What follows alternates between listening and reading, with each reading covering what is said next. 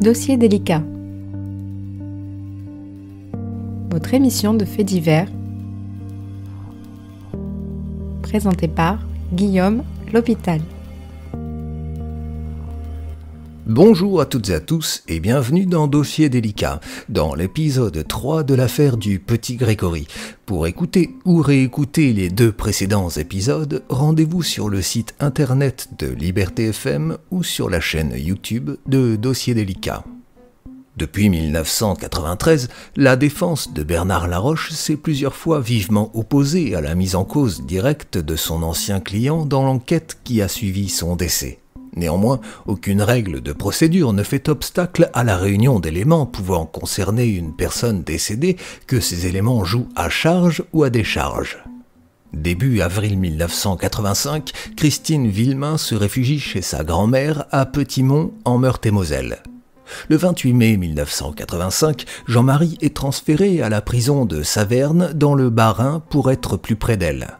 Une rumeur dans la région de l'Épange laisse entendre que le corbeau et meurtrier pourrait être la mère de Grégory, qui aurait été vue à la poste le jour du drame, selon les témoignages concordants de 4 collègues de travail à qui elle avait été confrontée le 22 novembre 1984 et devant qui elle avait répondu qu'elle se trompait et l'avait vue la veille à cet endroit.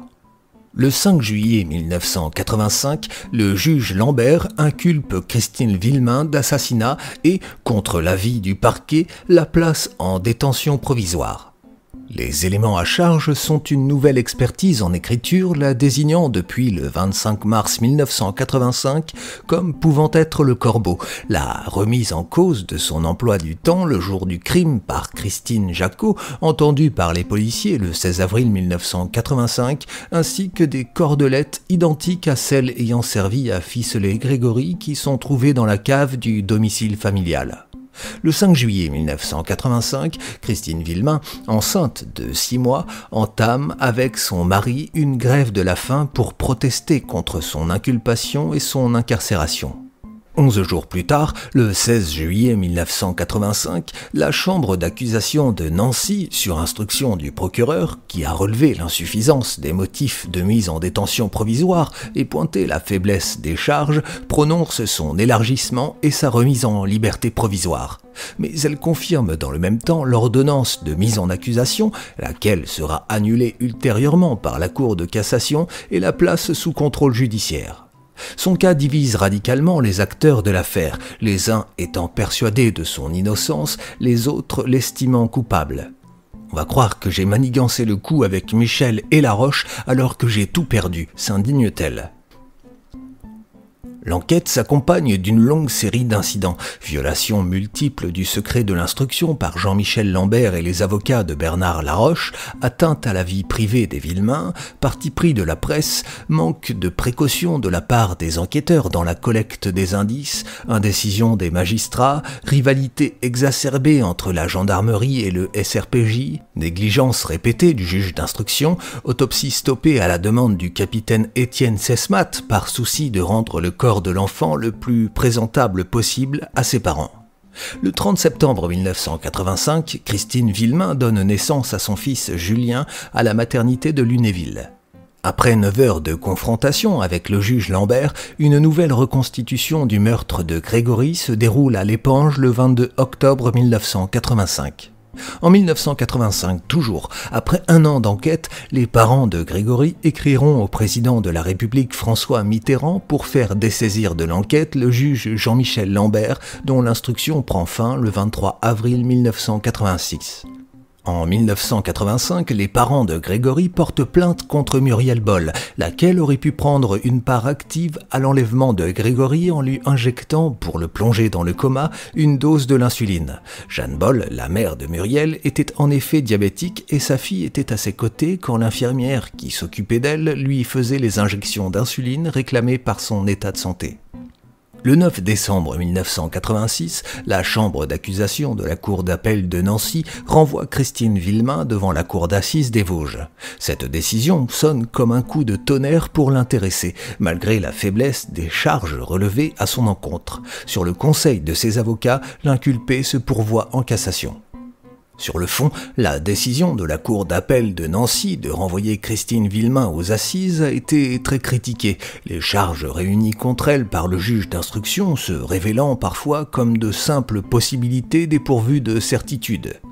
En particulier, aucun élément de l'enquête ne mettait alors en évidence la présence de la jeune femme en dehors de la commune de l'Épange sur Vologne, son domicile, à l'heure du crime, étant rappelé que la mise à l'eau de l'enfant a eu lieu sur la commune de Docelles, située à 7 km. Plus tard, en 1993, la chambre d'accusation de la cour d'appel de Dijon, entre-temps saisie du dossier, a écarté de manière péremptoire tout soupçon pesant sur Christine Villemain, et ce, à l'issue d'un supplément d'information ayant duré 7 années. À la lecture de la décision du 9 décembre 1986 qui renvoyait Christine Villemain devant la cour d'assises, la participation au crime de l'intéressé était suggérée non par des éléments matériels positifs, mais par des déductions. Ainsi, la décision de la cour d'appel de Nancy de renvoyer Christine Villemain aux assises articulait contre l'inculpé 25 charges. Aucun mobile du crime n'a pu être mis en évidence à l'encontre de la mère, l'enquête n'ayant pu révéler aucun comportement suspect à l'égard de son enfant. D'après maître François Robinet, l'un des avocats de Christine Villemain, interviewé bien des années plus tard, la tenue d'un procès d'assises exposait sa cliente à un risque important de condamnation, et ce malgré la faiblesse des charges. La presse, d'après lui, avait donné d'elle une image déformée, et rien ne me dit que cette image aurait pu être rétablie en quelques jours de cour d'assises. Lors du procès devant la cour d'assises en décembre 1993, au titre de l'assassinat de Bernard Laroche, la défense de Jean-Marie Villemain mettra vivement en cause l'insuffisance, voire la partialité de l'enquête initiale qui, en 1985, avait abouti à la mise en accusation de Christine Villemain. Certaines pistes alternatives sérieuses semblant avoir été négligées sans raison par le SRPJ de Nancy. Le renvoi de Christine Villemain devant les assises est aujourd'hui généralement perçu comme une erreur judiciaire, même si l'expression « erreur judiciaire » est en partie impropre en raison de l'absence de toute condamnation pénale prononcée à l'encontre de Christine Villemain. Sa médiatisation extrême soulève également, depuis cette époque, de nombreuses questions sur le rôle de la presse dans le cadre des enquêtes criminelles. Rétrospectivement, la mise en accusation de Christine Villemain est souvent analysée comme le résultat d'un concours de circonstances indépendantes des éléments de l'enquête. L'emballement médiatique sans nuance concernant la culpabilité de Christine Villemain atteint probablement son paroxysme lors de la publication de l'article de Marguerite Duras « Sublime, forcément sublime, Christine V ».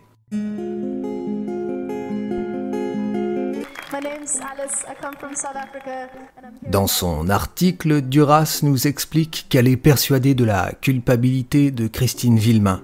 L'universitaire Hamida Drissi explique que l'écrivaine justifie et excuse en quelque sorte l'infanticide présumé de Christine Villemain par une oppression millénaire exercée sur la femme et une maternité vécue dans la douleur et le morcellement. Ce texte donne lieu à une véritable polémique en raison de son retentissement au sein de l'opinion publique, avec certains commentaires dénotant que son style, comme son contenu, apparaissent en totale déconnexion avec la réalité.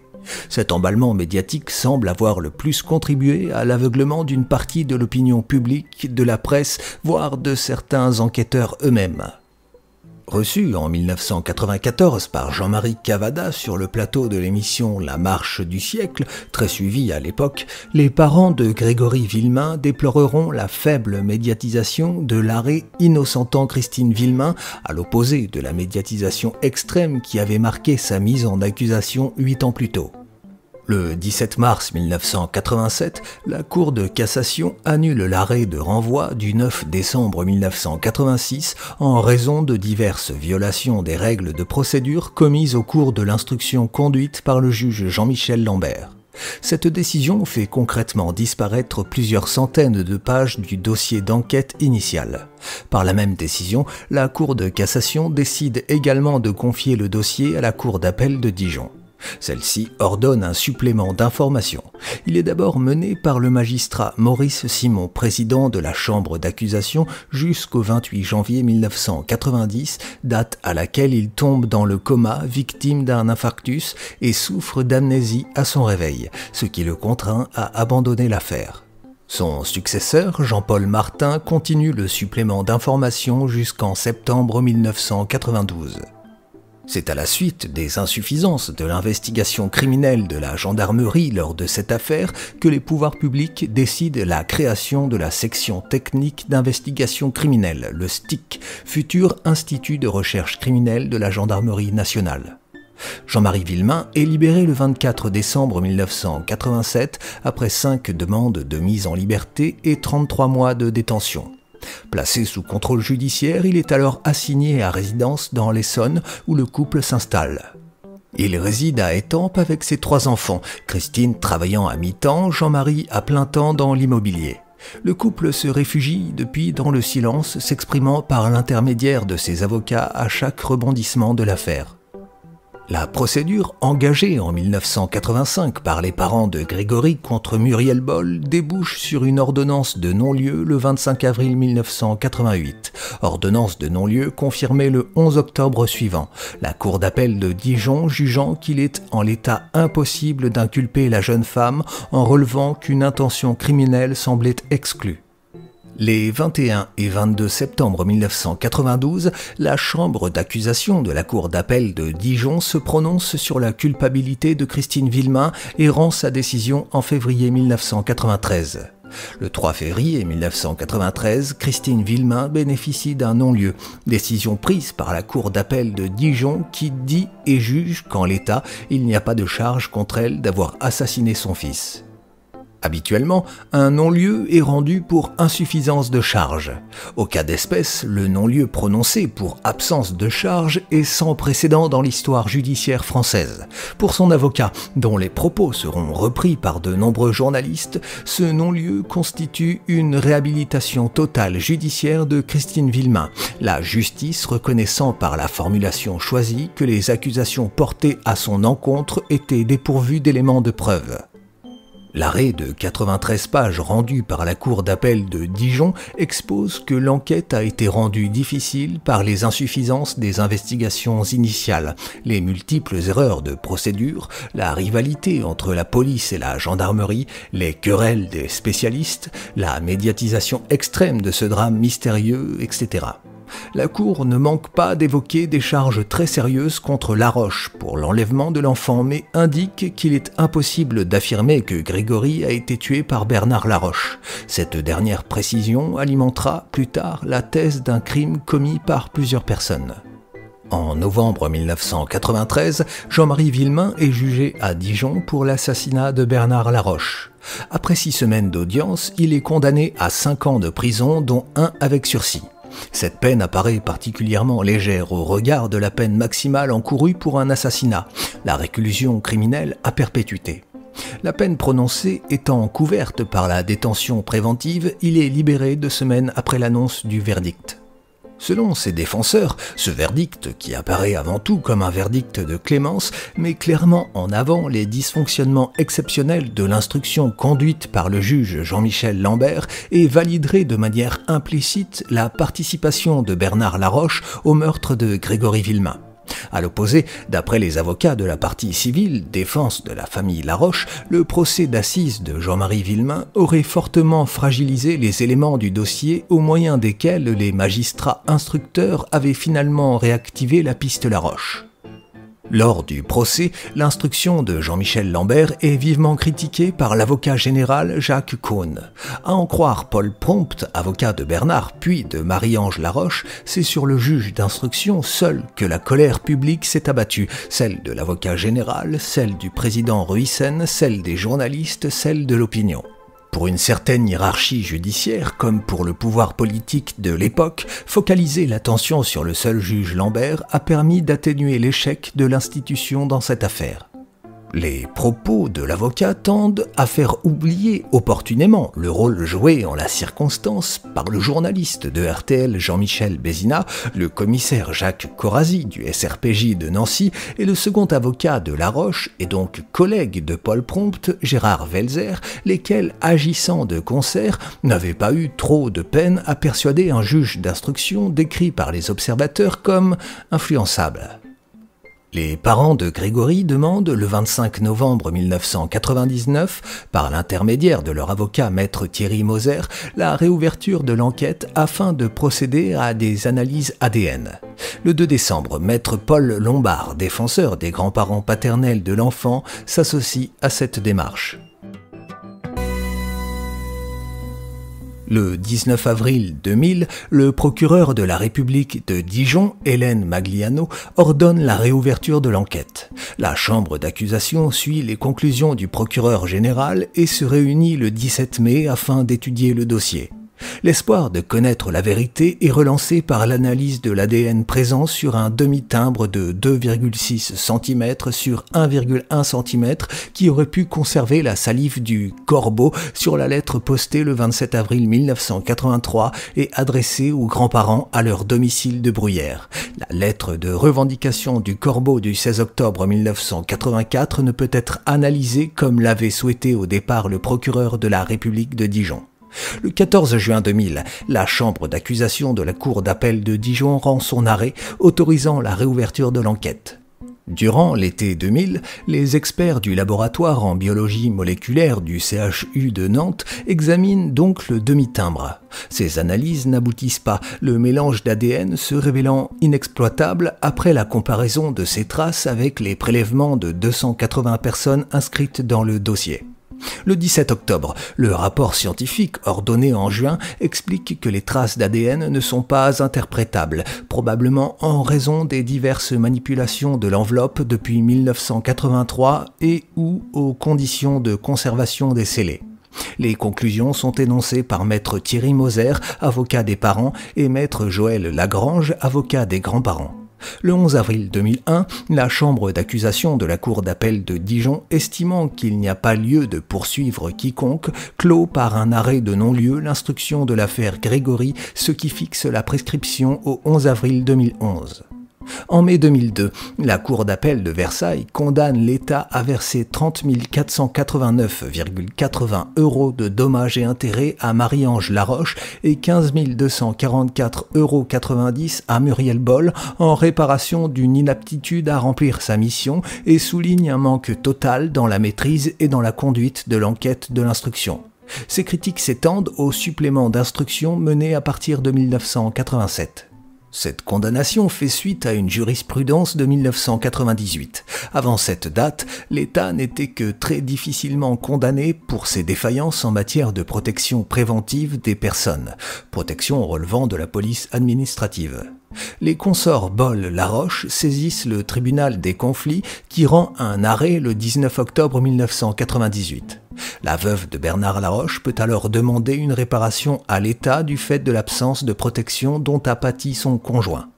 L'État est à nouveau condamné par décision de la Cour d'appel de Paris le 28 juin 2004 à verser 35 000 € d'indemnité pour faute lourde à chacun des époux Villemain.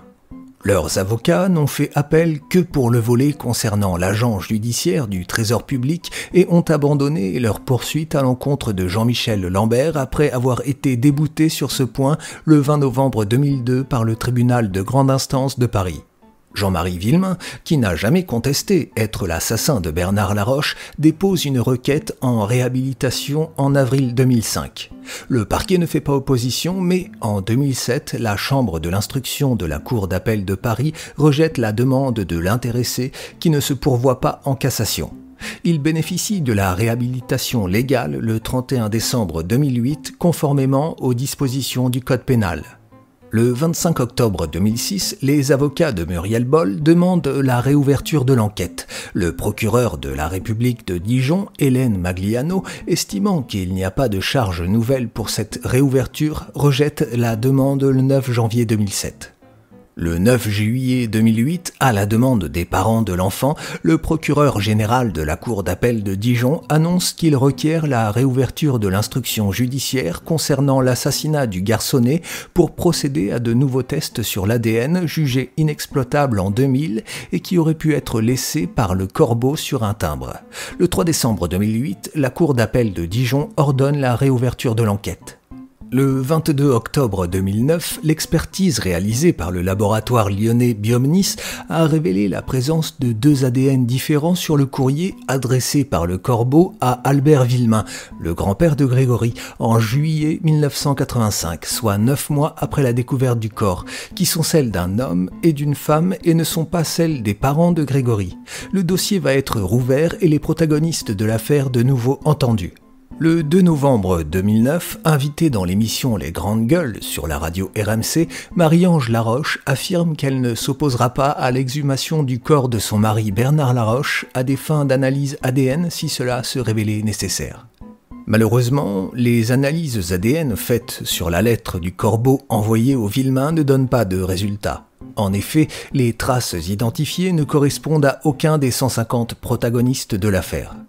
Le laboratoire chargé de ces expertises concluait uniquement qu'aucun des profils établis dans le cadre de la présente mission ne ressortait des mélanges présents sur les cordelettes, sur les vêtements et sur les enveloppes, en l'absence de corrélation évidente entre les profils de l'ensemble des personnes étudiées avec les mélanges présents sur les scellés, absence de corrélation imputée à une insuffisance de matériel biologique sur les scellés examinés, une perte de matériel biologique sur les vêtements et cordelettes ayant séjourné dans l'eau et la contamination des scellés excessivement manipulés par des tiers. Ces scellés n'étaient donc pas exploitables. La police scientifique décide d'analyser plus minutieusement les appels téléphoniques passés à la famille. Les époux Villemain demandent cependant une nouvelle analyse ADN, demande reportée plusieurs fois par la justice.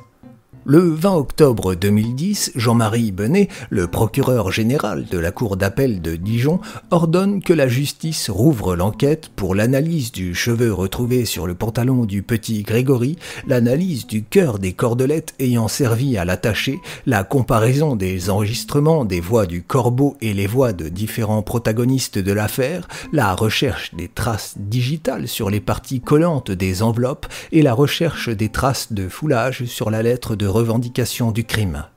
Maître Thierry Moser, avocat des époux Villemain, déclare à la presse le 1er septembre 2012 que l'expertise de la voix du corbeau, conservée sur des cassettes audio aujourd'hui numérisées, sera désormais possible.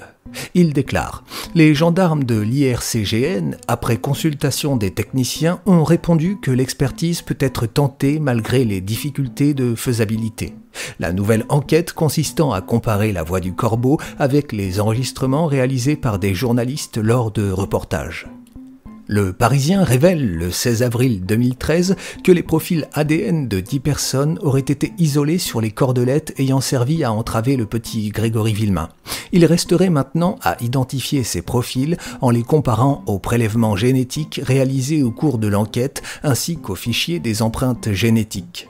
Une source judiciaire appelle cependant à la prudence. Il déclare « Durant toutes ces années, ces scellés ont été souvent manipulés. Les traces ADN appartiennent peut-être à un magistrat ou à un enquêteur. » Le 24 avril 2013, le procureur général de la cour d'appel de Dijon annonce que les nouvelles expertises ADN menées sur les vêtements et les cordelettes de Grégory ne permettent d'identifier l'ADN d'aucun des protagonistes de l'affaire.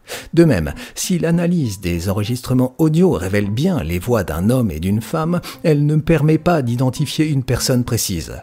Le procureur ajoute qu'il y a toujours un espoir dans la mesure où le dossier n'est pas fermé, mais d'un point de vue scientifique, l'espoir s'éloigne. L'innocence de Bernard Laroche sort réaffirmée de ses expertises pour l'avocat de sa famille. Selon maître Thierry Moser, l'un des avocats des parents de la victime, les chances de parvenir à la manifestation de la vérité s'éloignent. Pour autant, le combat judiciaire est loin d'être terminé, car il reste encore des pistes à creuser et des investigations à réaliser.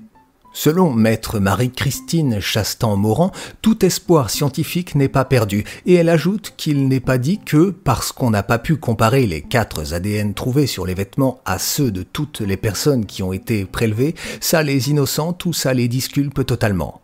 Selon elle, Christine et Jean-Marie Villemain ont aidé Grégory à s'habiller, la nourrice l'a aussi aidé, donc on aurait dû retrouver leur ADN sur les vêtements de Grégory, ce qui ne semble pas être le cas. Par conséquent, si les ADN de ceux qui ont touché les vêtements n'ont pas été trouvés, l'ADN de l'assassin a pu aussi ne pas être trouvé, conclut l'avocate. Je me suis servi de l'outil Internet pour concevoir cette chronique, j'espère qu'elle vous aura plu. Je vous souhaite une très belle semaine et je vous dis à lundi prochain pour l'épisode 4 de l'affaire du petit Grégory.